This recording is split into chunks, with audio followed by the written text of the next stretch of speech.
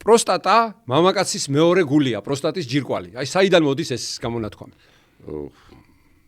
ეგ სავარაუდოდ, ხა ჩემი აზრით კონკრეტულად მოგახსენებთ, რომ ყველაზე ხშირი პათოლოგია, რაც კი მამაკაცებში არის უროლოგიური, არის პროსტატის ჯირკვალთან ასოცირებული.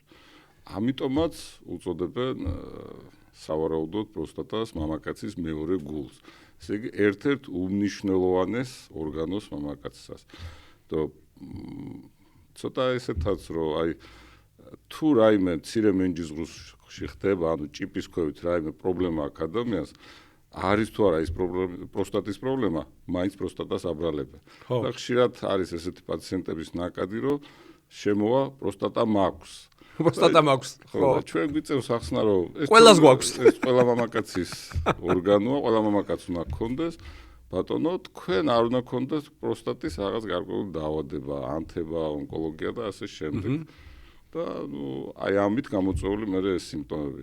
ხშირი არის ხოლმე რომ რაღაც სხვა დაავადებები აქვს ადამიანს და აქვს მცირე მენჯიზღრუსში ეს პრობლემები, მაგრამ მაინც პროსტატის ჯირკვალს აბრალებს, იმიტომ რომ ეს არის ყველაზე სტატისტიკურად ხშირი დაავადება, რაც კი შეიძლება მამაკაცს ქონდეს ონკოლოგიის ხრითაც, რა თქმა უნდა, პროსტატა უროლოგიურ ორგანოებზე ეს არის პროსტატის ჯირკვალი. ალბათ აქედან გამომდინარეობს.